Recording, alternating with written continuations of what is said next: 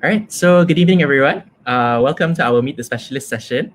We're just going to give a few minutes for most of our viewers to come in. Thank you all for coming for our session tonight. We'll start exactly around 9, where we'll bring Prof. Anna in. Thank you again for coming. On the screen right now, you should be able to see our social medias. You should see our Facebook, Instagram.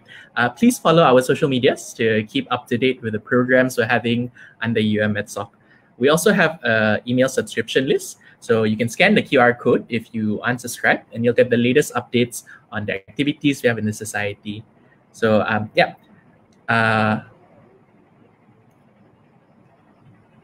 right, so I think we have around 21 viewers tonight. All right, hi, good evening, everyone. So we'll just wait a bit more before we start for a lot of people to come a lot more people to come in. All right, thank you all for making it for the session tonight.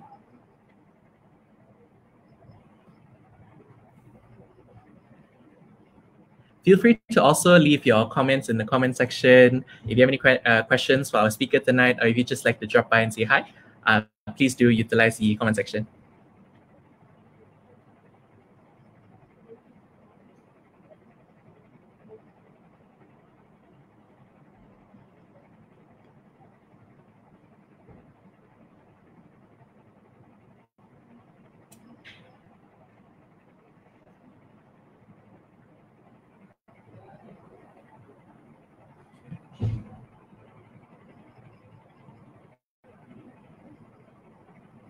We'll just give a few more minutes.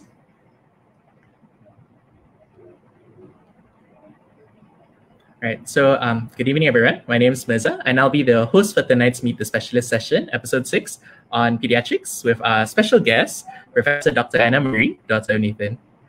Before we begin, for those of you who just joined, I'd like to remind our viewers tonight that you may use the comment section to ask any burning questions for our speaker tonight. And if you just want to say hi or say anything at all, do please just use the comment section below. We also would like to recommend all our viewers tonight to follow our social medias, which should be on the screen on the right side of me, I think. Yeah, so do follow us on our social medias to keep up to date with the activities that we have under our society. For the students of we also have an email subscription list. So you can scan the QR code if you aren't subscribing to our email list, and you'll get weekly or bi-weekly updates on the activities of our society. All right, so I think now we have around 29 viewers. So I'd also like to take this opportunity to thank the MEDSOC team for providing me this opportunity to host a session. This is my first time hosting, so I'm a bit nervous, and I'd like to apologize for any shortcomings on my side, especially if there are any connectivity issues. All right, so we have around 33 viewers already tonight. Hello, everyone. So perhaps Tech could bring up some of the comments to show below. Yeah. All right, so we have Narissa here. Yep, excited for tonight's session. All right. Possibly a future aspiring pediatrician. Thanks, Narissa, for tuning in tonight. We have Nazlin too, excited for the session. Me too, very nervous and excited at the same time. Yeah, all right. We have Sean Lim here, all right. Hi, Sean, thanks for tuning in for the session tonight. Hope it'll be a very fruitful and informative session. All right. Yeah, Sharini, hi, thanks for coming. All right. So now we have around 34 viewers. It's almost 9. So before we begin and before we bring our speaker in, I think I'd like to briefly introduce our guest tonight. So our guest is Prof. Anna Marie, daughter of Nathan. She's a professor of pediatrics at the University of Malaya and also a consultant respiratory pediatrician at the University of Malaya Medical Centre. She did her undergraduate training in Trinity College, Dublin, Ireland, and took her MRCPCH to specialize in pediatrics. She also sub-specializes in Pediatric Respiratory Medicine. So without further ado, is Prof. Anna ready to be brought in?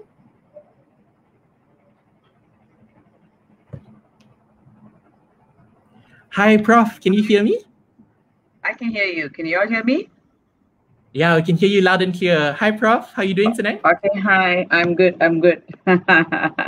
I'm surprised that I can have 34 people, 9 o'clock on a Saturday when they should be maybe either partying or studying. I'm not sure. Yeah. You know, but partying, maybe not because of COVID, but yeah, actually we have around 40 students here, Prof. Yeah, we have around 40 okay, and it's cool. increasing. Yeah, all right. Okay. Prof, do you still have slides you'd like to share? I don't know. How do you want me to do this? Because if they are not going to be asking questions spontaneously, perhaps if I go through them and then they can ask me after that. What do you think? I don't know. What do you want to do? Yeah, we actually have a few questions prepared beforehand. So perhaps we can go through those questions and then we'll save the last 30 minutes for some questions in the comment section. Is that right? Okay.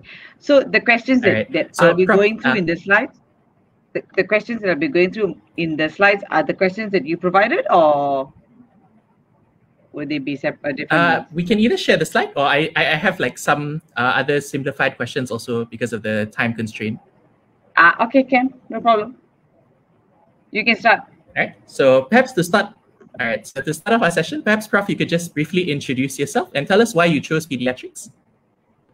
Okay, so I think Mirza already introduced me.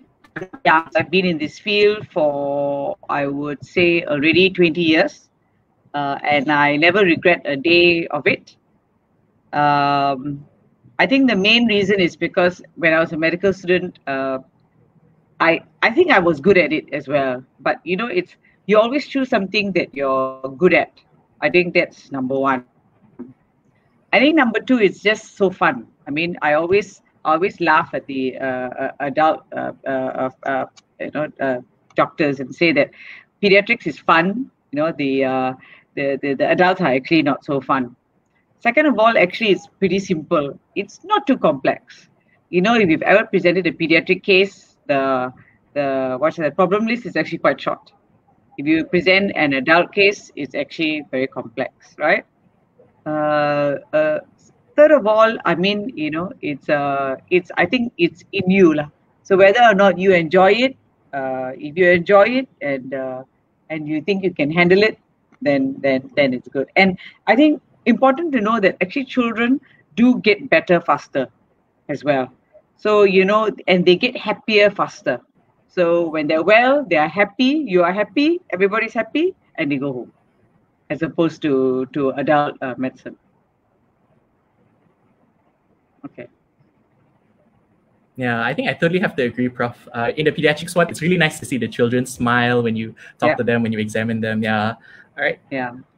Prof, perhaps for like some of our younger preclinical students who haven't had any clinical exposure, perhaps you could tell us like what does a pediatrician do on a day-to-day basis? Okay, so nothing very different from any normal doctor. So basically, my day spends mainly doing ward rounds if I'm not teaching you all. But it's mainly doing ward rounds. I spend a lot of time actually not only talking to patients, talking to their parents, right? So, you know, most of my patients actually don't talk, or they are not really going to be very conversant. So you have to talk a lot to parents, retaking histories. I spend a lot of time teaching people, so teaching from my housemen, my MOs, my medical students during the ward round. And then subsequently after that, you know, we either have classes teaching you all, or, you know, I have an early lunch, and then I have clinics, etc. So main work that I actually do, if we talk about pediatrics, is either ward work, okay, where you're actually attending to the sick, or in clinic where they are more outpatient clinic.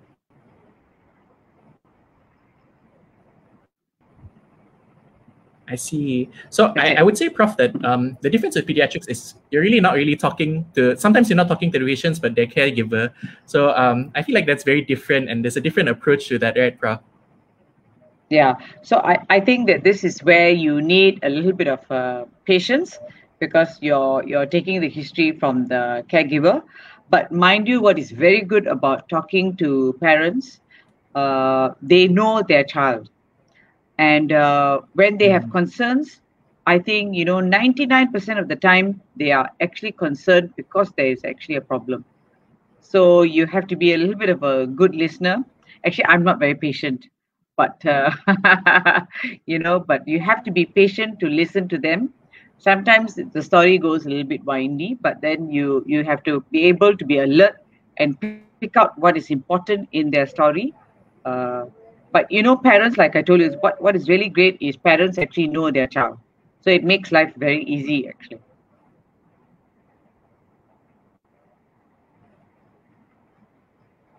Okay.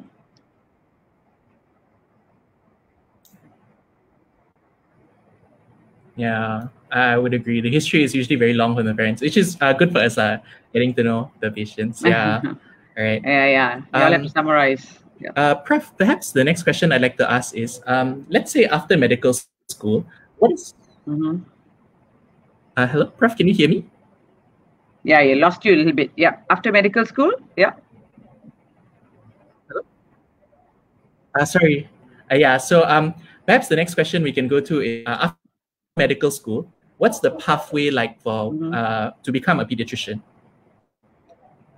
Okay, so this is where the pathway is actually a little bit complex now.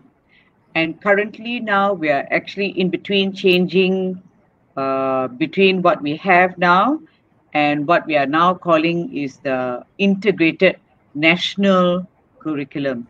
So I think most of the guys that are attending here probably will be into the national curriculum.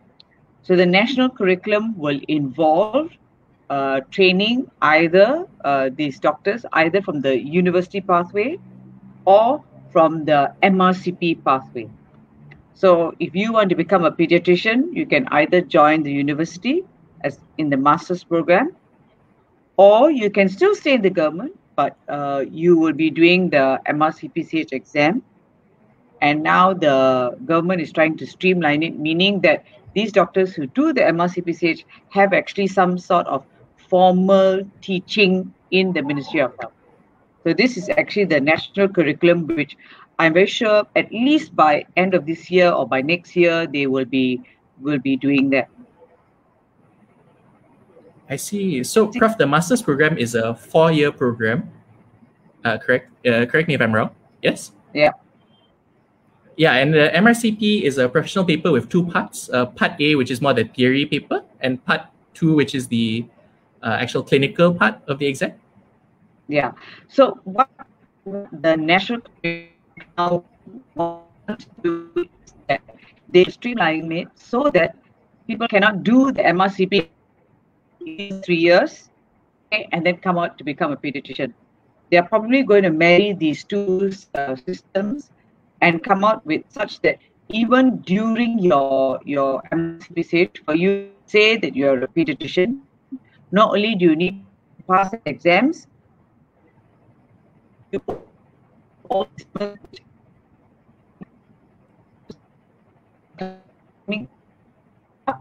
is going to be, so we put of 4 years, and during that time, the last year is actually going to be your research component. So the problem is going to be that when most of y'all are going to be in the Ministry of Health, now how are you going to apply? It kind of like depends on what you all are suited. You know, some people like to join the university if they and it's going to be competitive. So there are a lot of people who want to join the university. That one you need a scholarship. So it's competitive. If you get the scholarship, I think primarily most people actually want to do it. So if they don't get the scholarship, then they can actually join the Ministry of Health. And for you to join, you need to have done at least completed your housemanship. You need to have at least 4 months of pediatric exposure. Now, this can either be as a house officer, or this can be as a medical officer. Okay, so this is the minimum criteria. And we have now what they call in the national curriculum, what we call entrustable professional activities. So there are now these things what we call the 7 EPAs. So these are kind of like assessments that one has to do. It has to be signed off, it has to be passed before you even apply to join, whether or not it is the Ministry of Health, the parallel pathway, or whether it's the university, the minimum. So because it's going to be very competitive. So if you look at the number of pediatricians that are given slots, the government has been so far actually quite okay. So they give maybe about 70 slots. Okay, but actually people don't pass the exams. So that's the reason why we don't have so many pediatricians, because they're not passing their exams. But if you pass exams, then you'll be able to apply. I see. Prof, you mentioned something about the ETAs. What exactly are the ETAs, and when do we actually do these ETAs? Is it during housemanship or MO? Okay. Yeah. So these are EPAs, entrustable professional activities. EPAs. So these are actually done during your house officer. When you're a house officer, it's already there already. So if you open up, in fact, there's now a new booklet. There's a website where you can actually download this. So if you're already doing your housemanship as a pediatrician, you just download this. You get your pediatrician to sign it off for you. So it's just like CBD. It's like a case discussion, asthma, how you take consents for blood transfusion, etc. So there's nothing. It's not really rocket science, but they want anybody who's interested in pediatrics, minimum is to actually do that. Don't forget, before you apply, you need to pass your exams. So there is either the entrance exam, or you have to pass either the 1A, 1B, or the 2A MRCPCH. So basically, they want to see, number one, make sure that you're interested, and number two, have some knowledge that you will at least be able to practice pediatrics. I see. So, Prof, even if I take like the master's program, I would still need to sit for the MRCP A, is it? No. No. So if you want to sit for the master's, then it is the entrance exam. So this entrance exam, normally we hold once or twice in a year. Because of COVID, it's got a little bit delayed. But I'm hope by next year, it runs at least 2 exams in a year. So master's is two exams in a year. You must pass the entrance exam. I see. Is it just a pass, or is there like a score that will push up our chances of getting a spot? Yeah. So I think, of course, if it's competitive, then you need to get a higher mark. Currently now, if you pass, you all are really doing quite good.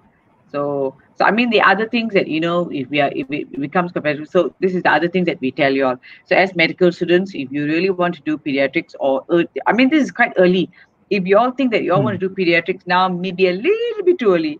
So, but you know, whatever you do, if you really are really determined to do, then you will need to maybe join some like diabetic camp, asthma camp, you know, go hook on to a lecturer, maybe present a poster at a pediatric meeting, you know, do some sort of social work. So these are the extra things that we will look at if we want to see, you know, competitively, besides the pass. Let's say you don't even get a very good mark, but you have shown that you have actually interest, you have taken part in this and that will also increase your chance of entry. I see. All right. So, Prof, in summary, right, this National Integrated Program is more for people who are taking the parallel pathway, is it? Where the end part is integrating them into getting some exposure practice in university hospitals? So you could call that, but actually, you see, we are trying to marry the two together. We're not trying not to put them apart. So that's why we said the pathways are supposed to be almost very similar. But one will be in the Ministry of Health, one will be in the university hospitals. And in general, if you look at what they do during that time is similar. But like, I mean, one is in the Ministry of Health the whole time round. They are not going to enter university, whereas the other will be in the university. I see. So with this new national integrated curriculum, are there any differences if everything's going to be the same? Like when people want to choose whether they want to opt for a master's program or a professional MRCP pathway, is there anything they should have in mind before they choose? I think that I think the important thing is that when you want to enter into the master's program, it may be a little bit more challenging in the sense, I'm not very sure whether the exams are more difficult or not, but the exams are there and you have to do a research project. So that would be, I think, the biggest stumbling block for a lot of my students. But saying stumbling, I think there's first the momentum is very slow, but once you start doing it and they have us as to guide them, they are actually quite okay. So I think the biggest thing is that masters may be looked at as, number one, being a little bit more difficult. Okay, a little bit more difficult. The MRCPCH may be looked at a little bit easier, but the problem with the MRCPCH in that pathway is that although they say they are going to be guided, it's going to be guided in Ministry of Health hospitals. So not all the teachers are trained teachers as in the university. So I think, so I'm obviously being biased. So the master's program, I think the students definitely they get just better training, and they get a lot of nagging from us lah. But you know, it's all for one good cause, so that they become good pediatricians. Yeah. Yeah, that's very true. So, Prof, earlier you mentioned there are 70 slots for pediatrics. Is that for university intake every year, or is it like generally for the government? So it's actually for to enter into pediatrics. So they will actually give 70 slots. But what currently now, when they give the 70 slots, you have 30 that is working in government hospitals. You have 30 that is working in all the universities. So we're talking about UPM, USM, UM, UKM. Sooner or later, we will have UITM. So that's why 70 slots looks like a lot for you, but actually it's not all in the university. They divide into two, some half program. They will not all be in the university. So the master's programs currently still means that half of your time you'll be university, half of the time you will be in the Ministry of Health hospital. So it's a good mix. You still at least see what's outside. You could be sent to Sabah, Sarawak, you could be in KL, you could be in Kedah, anywhere. So it's a good mix. I see. So, Prof, if there's only 30 slots for the university hospitals, how many slots do we have? Let's say if we want to continue masters in pediatrics in UM, how many slots are there every year? Actually, it's not 30 slots, it's 70 slots. So it's 70 slots, but remember that you spend half of the year outside, you spend half of the year inside. So, okay, but for UM, for UM, we can take a maximum of 35 per year. You take it as 35 per year. Yeah. So if you want to join UM, yeah. So it is competitive lah, because there are many people who want to join UM, which is good for us. Yeah. But you have to pass the entrance exam. Actually, there's another stumbling block. Many people have difficulty passing the entrance exam, because in the exam that you all take after you all finish your final year med school, you know, and some of the questions, you all have the knowledge level really goes down when you all become a house officer. Somehow or another it become, you know, so many people have a little bit difficulty passing the entrance exam. Yeah. I see. All right. Prof, earlier you mentioned that, yes, the exams are a stumbling block, right? And that's the reason why we don't have a lot of pediatricians coming up, because they stumble at the exam. Would you say that Malaysia still needs more pediatricians though? Oh, yes. So if you look at the statistics, we have around, what is it? I think we have around 1,200 pediatricians. And we need at least 2,000. We need 2,000 in a year. If you look at the number of pediatricians also, I would have to say, unfortunately, a large number of them are actually in private. So if you look at government hospitals per se, there are few pediatricians. So if you look at, you know, I want to become a pediatrician, I want to serve my country, there's going to be no problem, because there are loads of places outside. It's when you want to leave and go into private hospital, that becomes more competitive. So Malaysia needs more pediatricians. That one not a problem. Right. Yeah. All right.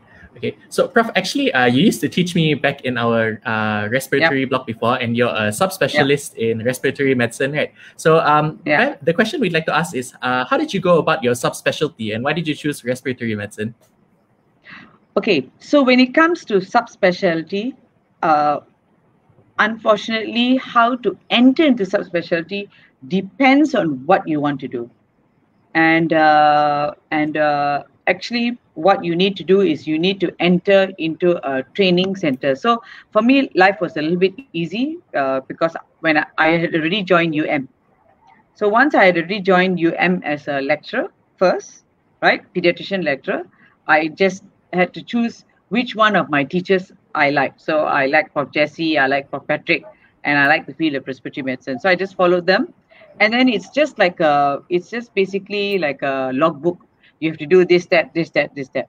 Now, like I said, it kind of like changes depending on what subspecialty you do, because the specialization program for each subspecialty is different. So if I know that in the Ministry of Health, they have to actually apply to that subspecialty to enter, whether they will allow you or not. So some may be more competitive, like for respiratory, we need a lot more respiratory pediatricians. So that's quite okay. But let's say endocrine, there are many people who want to become endocrinologists. So that one is a little bit more competitive. So that one is like I said, it's a little bit diverse, the application process. Whatever you want to do, then you will actually have to go and see. I don't know why I like the lung, God knows. That's okay. I see. So, I got a lot of Prof, work. you anyway. mentioned yeah, but I think we see a lot of asthma cases, and I personally as a student, I like seeing the asthma patients. Yeah. Prof, you mentioned it's like different according to the specialty, right? Is it like the entrance application is a bit different, but is the process still the same? Is it still like a logbook, or is it like a fellowship for some of the other subspecialties? Yeah, so it is actually logbook stroke fellowship. So every subspecialty takes roughly around 3 years, which means 2 years in Malaysia. Well, in my time, it was 2 years in Malaysia and 1 year outside. Okay, and you have during those 3 years, which will be same for most of the subspecialty. During the 3 years, you need to be attached to a center where there is a trainer. Okay. So and when you're with the trainer, you have to have the logbook. So each different subspec has a different logbook. So we kind of like follow that. The process application would be directly to the subspecialty. So if you open your NSR, or you want to do training, subspecialty training in Malaysia through Ministry of Health, let's say. Then you open theirs and you will open, or normally some people, to make life easy, they just go and approach. Let's say, for example, somebody wants to do respiratory medicine, they'll just come and find me, and then I will tell them, okay, you need to do this. So again, depending on where you want to go. If you want to do in UM, you come to me. If you want to do Ministry of Health, you go and see Dato' Rose. You know, just a hit of a sick. Yeah. It's less complex actually. Right. Yeah. I see. All right. So, Prof, earlier you were talking about the different subspecialties, right? Where endocrine we have a lot, and we need more respiratory physicians. Could you tell us more, like, what are the other options for subspecialty in pediatrics, and which ones do you really need more of in Malaysia? That's a good question. Which one we need more? It's a very fluid situation. So I can tell you this now, but in the next 3 years, it could be different. I think at the end of the day, when you look at pediatrics, every subspecialty needs more subspecialists. Okay. I think that if I were to look, I can see dermatology doesn't have so many. I can see rheumatology doesn't have so many. I can see renal medicine, not so many. Okay, even respiratory also not so many, because there's a lot of respiratory illnesses.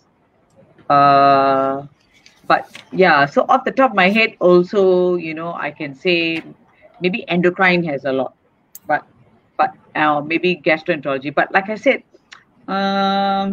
if you are a good person, okay, everybody will take. You see what I mean? You know, it's not so much if you're good, everybody will take you, because it's such a fluid situation. Many people leave to private. So we're actually always looking for people to join subspecialty. I see.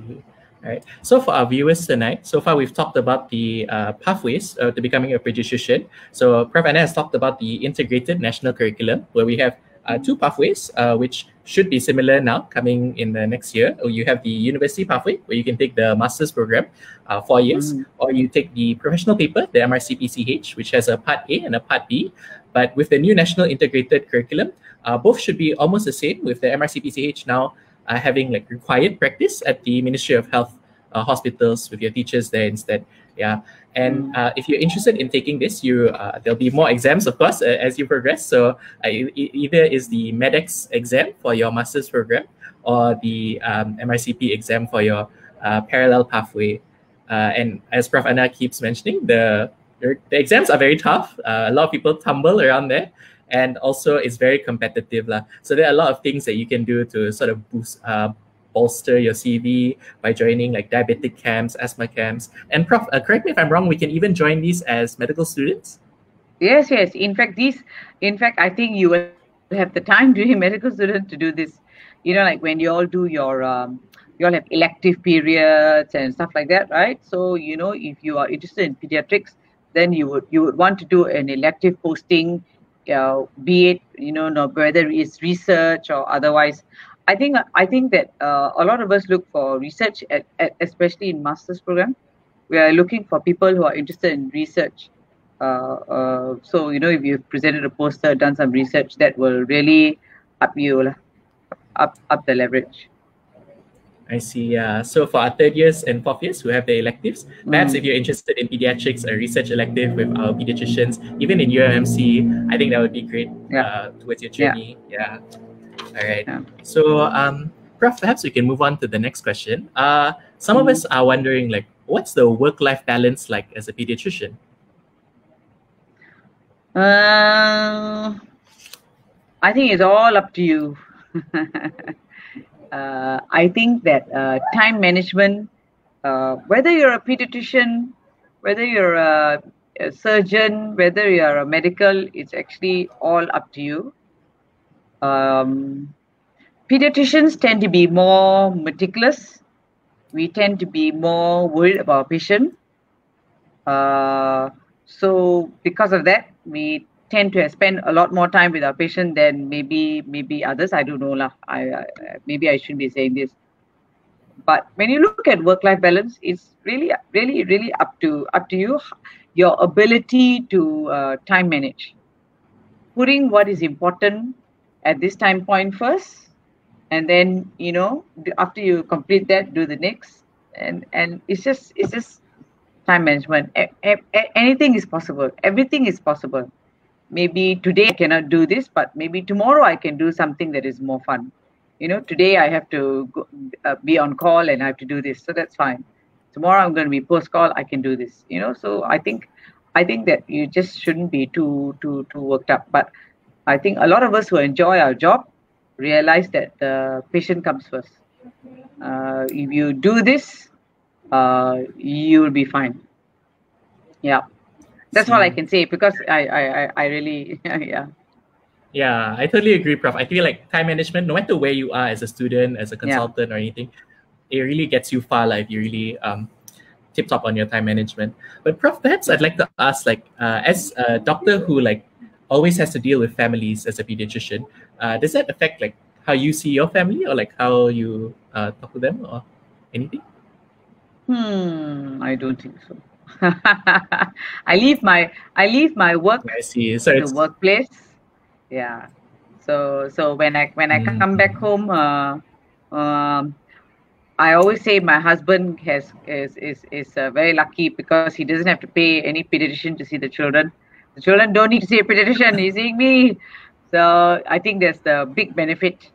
But on the converse, in terms of my children, if they get sick, if they're really sick, they need to see somebody else. I actually don't like to see them when they are sick, or what should I say, really sick. Touch wood, that hasn't happened. But you know, you don't treat your own family. That's a little bit difficult. But Yeah, principally, I feel like that is something that we should all hold to. Yeah, but I envy your children. I feel like they get tip-top surveillance, at least from their mother. Yeah. I don't think so. if they're comparing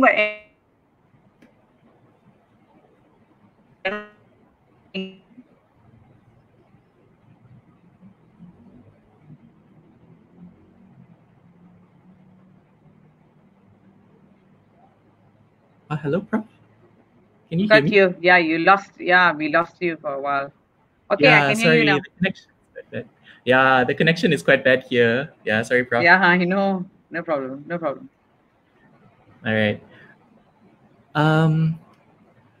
Okay, so we've talked about a lot of the questions, and the next question is actually like, what can medical students do to increase their chances of getting into a master's program? But you've already mentioned going into research, Yeah. involved in camps and everything else. I feel like research papers really is something very different. Like a lot of medical students, I feel like I myself am not really one to go into research, but then perhaps it's something I should think about if I really want to get further in my career. Yeah. All right. Yeah. So, Prof, perhaps we can take some questions from the comment section. We have a few from our students here. Is that okay with you? Yeah, sure. All right. So I think we have a question from Sabrina Tay. She says, "Hi, good evening, Prof. May I ask, why do you think there are more pediatricians working in private hospitals than in government hospitals?" It's all about the money. So basically, I think the pay, obviously the pay in private hospital is better. But please remember that when you go to a private hospital, the parents are more challenging, more demanding. The cases are boring. so it kind of again depends on what you want in life. So I know many men pediatricians who often have to go join the private because they have a family, etc. And maybe they have a high demanding lifestyle. But I think that's the biggest reason why the pediatricians leave is because they want the money. I see. I'm paid very poorly. Yeah, I was about to ask you, Prof, like compared to like our the doctors in internal medicine or like surgery, how does the pay compare for a pediatrician and the other medical specialties? No, I think because we are in the university, the pay scale is the same. It doesn't really matter whether you're a surgeon or the same. Yeah, so I think if you are in Ministry of Health, it would be also the same. It's what grade you are. So they don't really differentiate whether you're a surgeon or whether you're a medical person. That's the grade. So I will be the same as whatever VK7 elsewhere.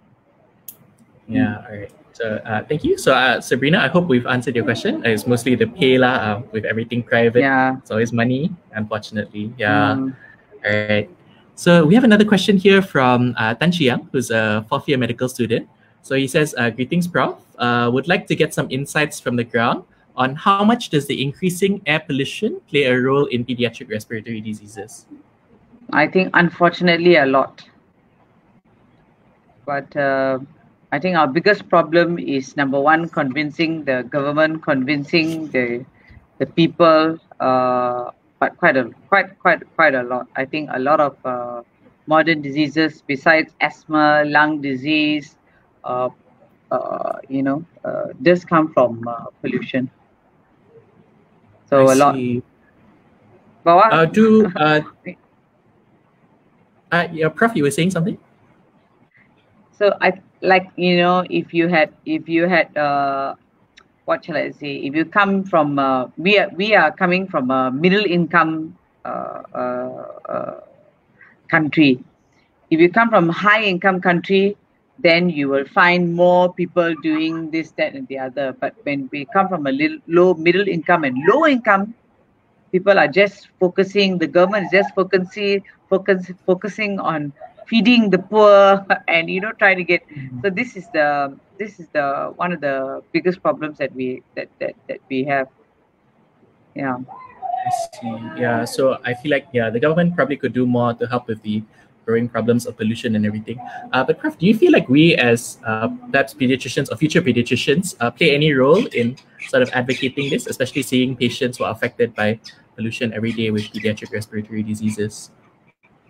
Yeah, so I always believe in keep it simple. So the first thing that anybody can do is, I'm sure you already know, 40% of Malaysians smoke. Okay, so if I could work on that, and which is what is my mantra in the clinic, if I could work on that, I think that would achieve already quite a lot. Okay, so so I always tell you all when I teach you all, and I tell my patients as well, and of course referring them to stop smoking clinics, etc., which is again not many in Malaysia, but there at least there are more and more people that are getting interested in that. So for me, instead of looking so big and looking at the air, I rather concentrate at the home and what is actually happening in the home, and let's try to sort that one out first before you try and sort out the whole Earth's atmosphere. Yeah, so I totally agree, Prof. I feel like even the small little things like stop smoking, we can advise our relatives, even the patients that we see. I feel like that will also make a change. Yeah, I totally agree. Yeah. All right. So Chien, I hope we answered your question. So we have another question here from Mr. Sean Lim. What kind of expectations and attitudes should we have when pursuing pediatrics?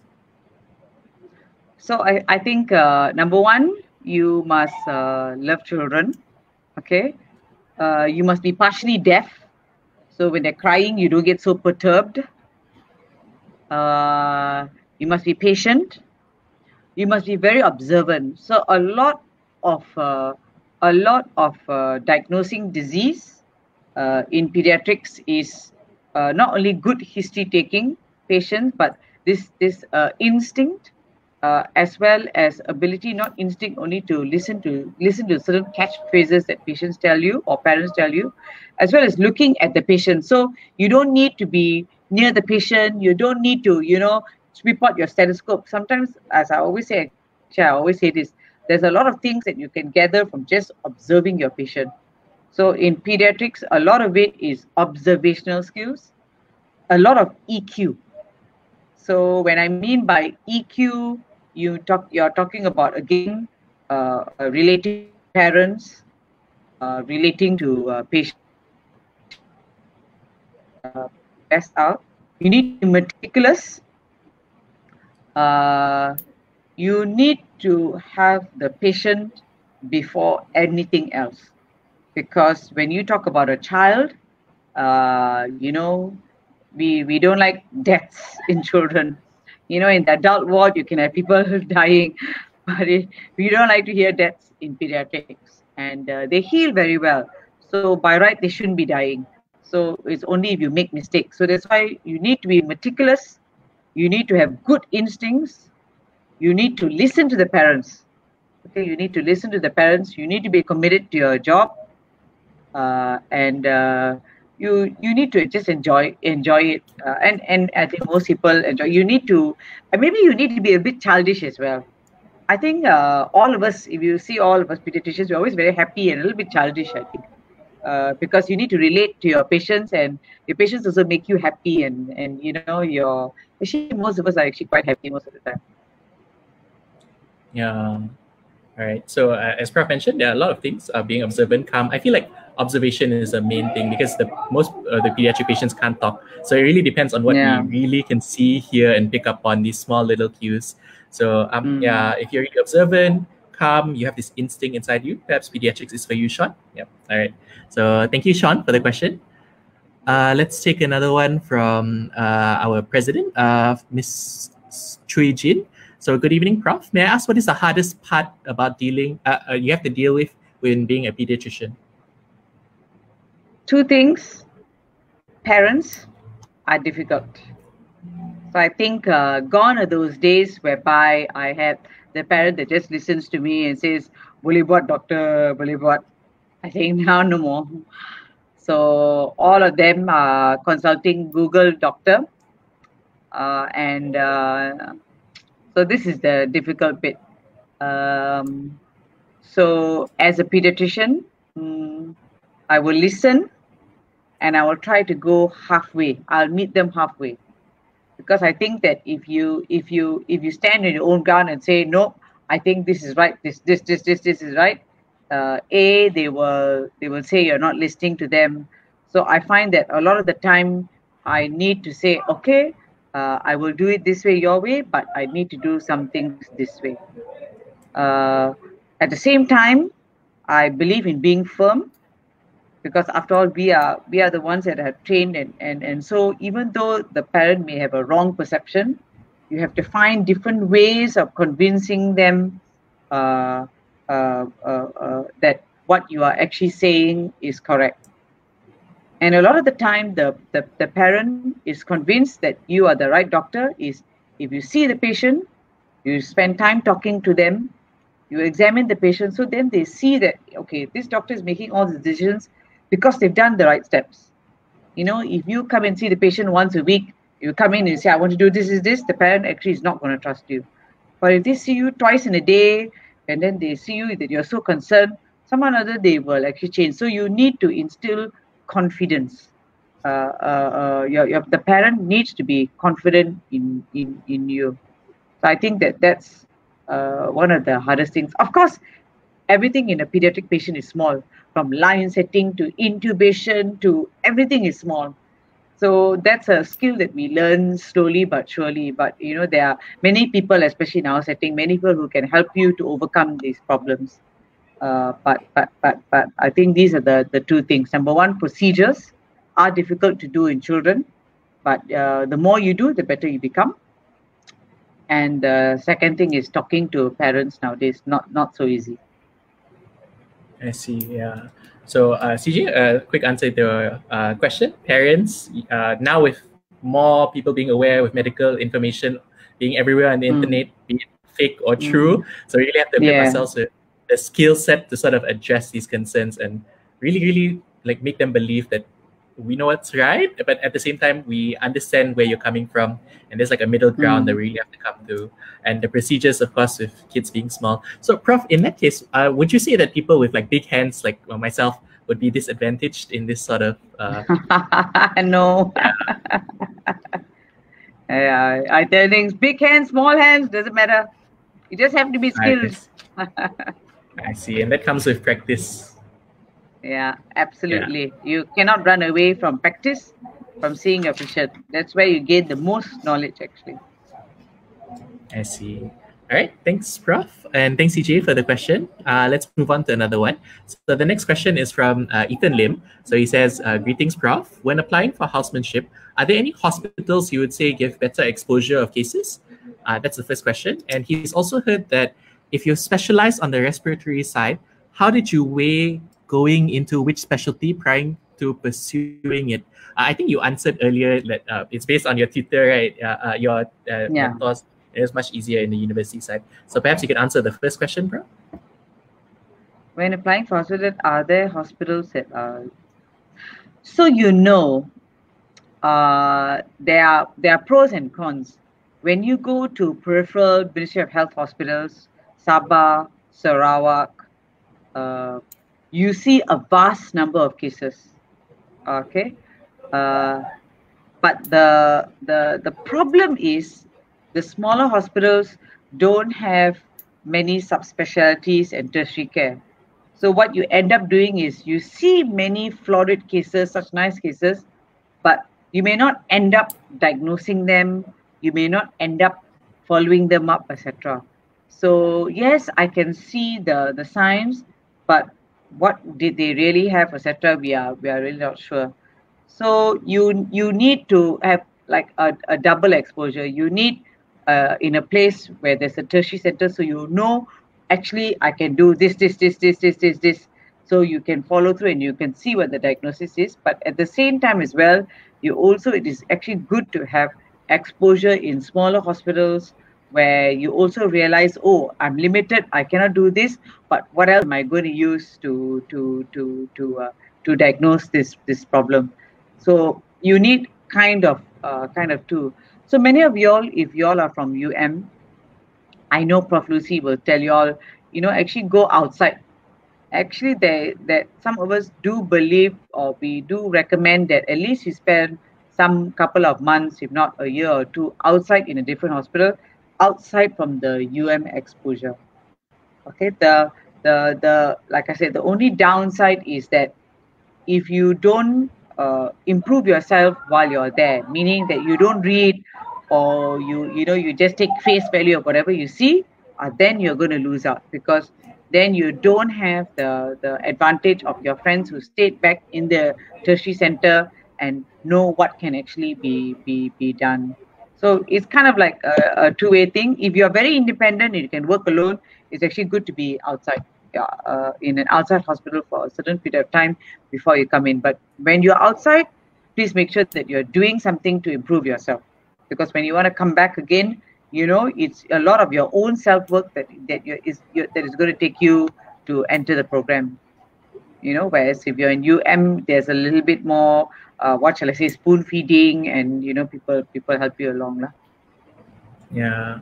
So I think, Prof, your advice would be very useful for those doing research or clinical electives and wanting to go out. So yeah, I feel like it's a bit harder outside with some clinicians, like they're not trained to teach in the university hospitals. So we also need to take our own initiatives to read up more and do more self-learning, despite being outside of UM. Yeah, totally agree. But Prof, besides in medical school, right? Let's say in the masters or the MRCP-CH pathway, is this an option? Like if you're posted to like one hospital, let's say an urban hospital, then could you take a few months off to work in a rural setting to get a different exposure? No, not really. So unfortunately, the postings in the hospitals are actually not really fixed. You can apply, but it's a little bit of a luck of the draw. So that is going to be the problem. You can't just switch whenever you want to. So similarly, when you're in UM, you're going to be in UM. You know, you won't be able to leave for a certain period of time, etc. Yeah, so Prof, the only time that possibly as medical students have to sort of gauge the different perspectives is through our research or our electives, is it? Our clinical electives. Yeah. After that, when we reach housemanship, I see. All right. Yeah. Yeah, I hope we answered your question, Ethan. We can take a few more, I think. So Mr. Brian, you're here, is asking, good evening, Prof. Thanks for your sharing. Can I ask for the National Integrated Program you mentioned just now? Due to the current situation regarding contract medical officers, what if a contract medical officer is enrolled in a National Integrated Program? What happens if their contract is not renewed and they will be having a 4 or 5 year training under the National Integrated Program? Okay, so if I remember correctly, if you're a contract MO, you cannot join the parallel pathway because of this. You have to be a confirmed MO to join the parallel pathway. Same Prof, you mean the MRCP-CH pathway? You see, yeah? That's right. So you see, what we are moving away is to allow people. Yes, people can sit for the MRCP-CH by themselves, okay. But if they want to enroll into the program, enroll into the parallel program, you have to be. You cannot be a contract doctor. You have to have a permanent post. So that's why it's very problematic for you guys that are coming out now. That it's going to be very competitive. But you know, you guys have the age. I mean, I'm not sure. I'm not sure who I'm assuming I'm talking to, mainly UM. It will be a problem for people who come from other universities. But yes, so you cannot have a contract post. You need to have a permanent post to join the parallel program. I see. That's actually quite distressing to hear, Prof, because we don't really see a lot of people getting permanent posts now, right? Like, I think it's less than 10%. So at least for now, until the situation is solved, until you get a permanent post, pediatrics isn't an option, is it? Yeah. So actually, you see, you can still sit for the MRCP-CH exam. The MRCP-CH exam can still be set whenever you want. Whenever you want. Now, when you want to apply for a permanent post and you already have the MRCP-CH 2A, let's say, who is not going to give you a permanent post, right? The person is who will not get a permanent post will be those who don't sit for any exam, who maybe don't have any research, don't have anything, then or maybe a bad track record, poor KPT, then you won't get a permanent post. So actually, at the end of the day, doing the exams early, making sure you got your EPA, making sure that you're doing other things will already help you in your job of getting a permanent post. I see. So, Prof, the stakes is even higher now. I would say, like before, perhaps you would do this to increase your chances for pediatrics, but now it's to increase your chances to even consider pediatrics. Everything. Yeah. No. Yes. Definitely. Yeah. Yes. Of course. Yes. So you see, when you look at 10%, you must remember that there are too many private universities, people from outside. There are too many medical students coming out. So if you look at 10%, even out of that 10% will fulfill all the roles of everywhere.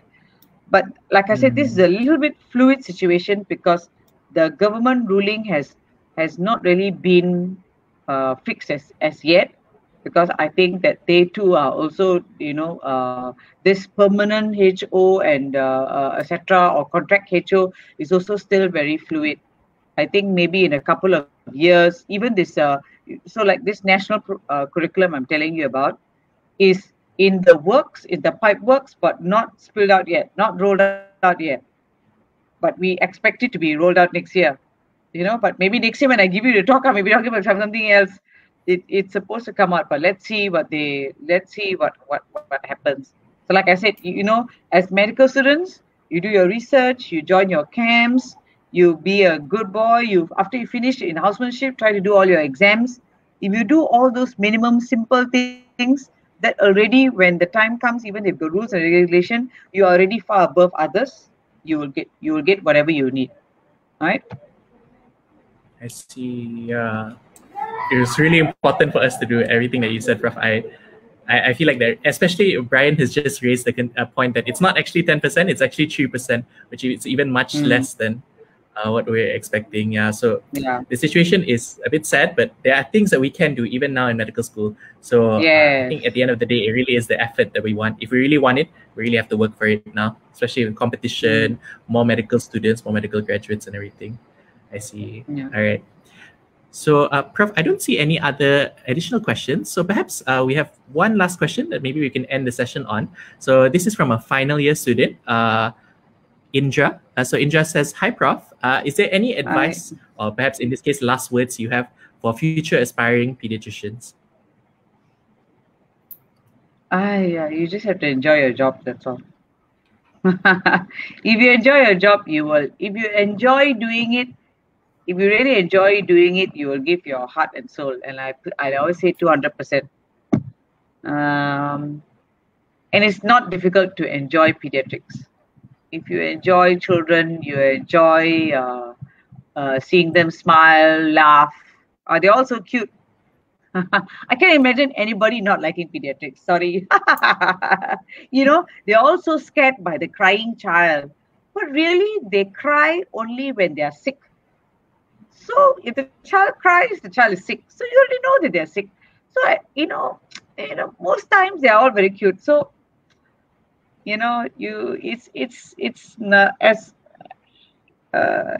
it's a good job. It's a very good job. Yeah. Yeah. Advice is good job. Yeah. Yeah, I would say that there is some very satisfying feeling when you see the kids sort of like when they get discharged from the hospital and they're very cheery and very, even though they've been crying before, but like now you see them smile and you forget all about the crying. I feel like that's a very rewarding thing, and I'm pretty sure that's something that you see day to day. It's a very rewarding profession, I would say. You could also get the same thing in adult medicine, of course, but I feel like in kids, it's much more enjoyable. Yeah. I'm serious, even the patients with leukemia, they're receiving chemotherapy, but they're still, because they have very little awareness, they're still so happy.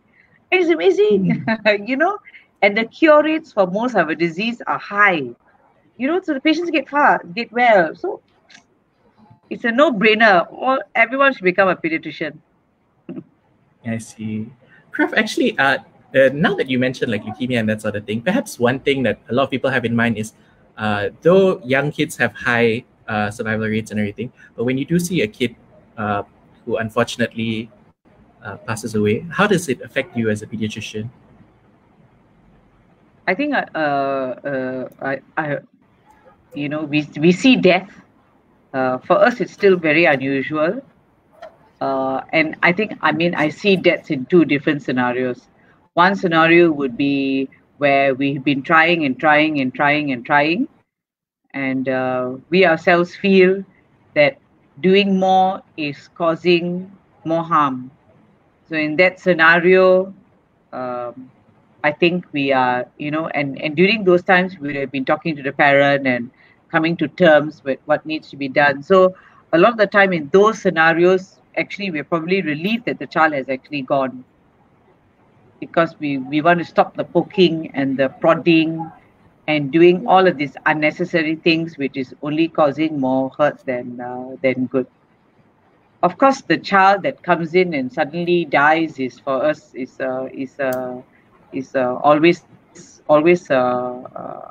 very difficult, and we are always in those scenarios. Besides grieving with the parents, or having to handle the parents, for us we always look back and say, what could we have done differently? So I think there's a lot of reflection, and we learn from these mistakes. Unfortunately, we have to learn from these very difficult mistakes, but we really do sit down, and have a post-mortem and see, okay, what's wrong, why did we do that lah? But like I told you, there are few and far in between who in pediatrics, a lot of the time you really do, and then when they pass away, like I said, because you've done so much already, you have gone through that process. I want to do, and then finally you realize, oh, I cannot do anymore. I think you kind of like burn up your adrenaline all throughout the way, and you say, okay, it's time to give up. Yeah, I see.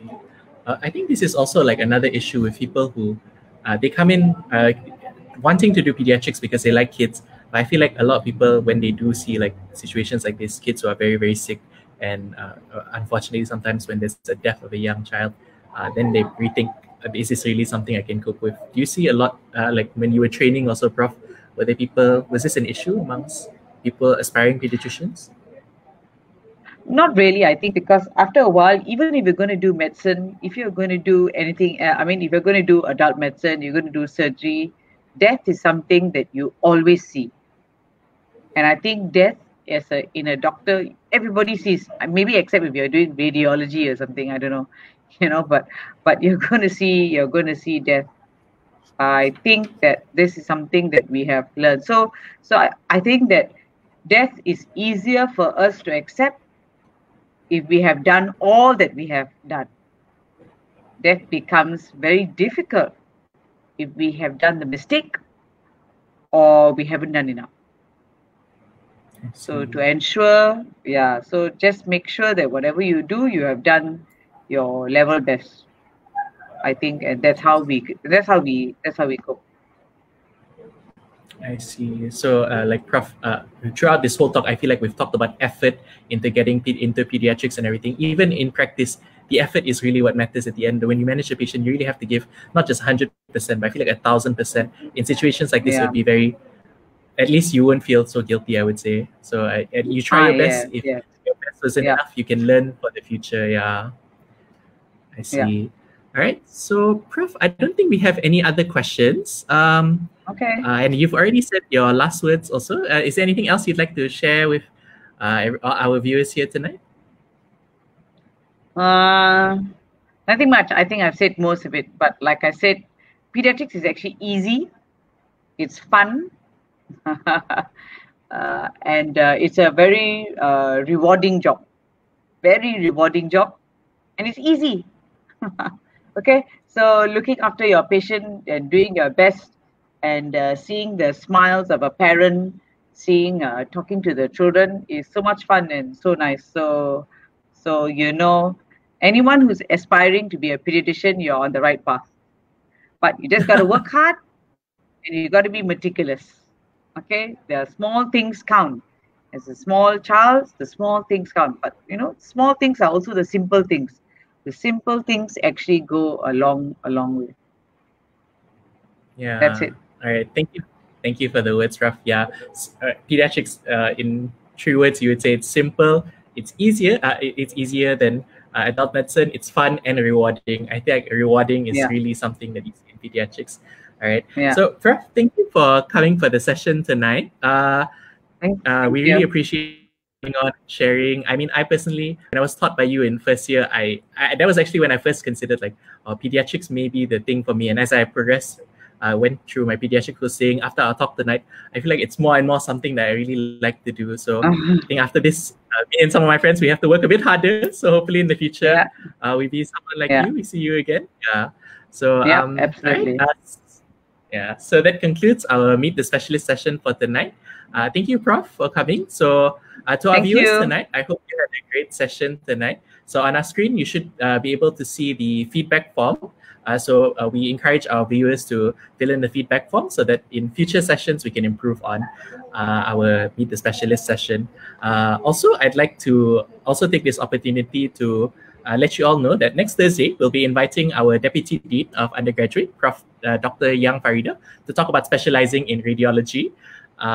So do mark your calendars. It'll be on next Thursday. And also do look out for the other various activities we have from our society that are coming up in this month. So I'd like to apologize to everyone if there's any problems with the connectivity or if I've said anything wrong. And again, Prof, thank you so much for coming for the session. We really enjoyed your talk. Thank you. Thank you for inviting me. Thank you, Prof. Bye, Prof. Okay, see you. Bye. Stay safe. Be good. Study hard. You stay safe too. Thank you, Prof. And thank you for the viewers. Bye. Stay safe. Good night, everyone. Bye.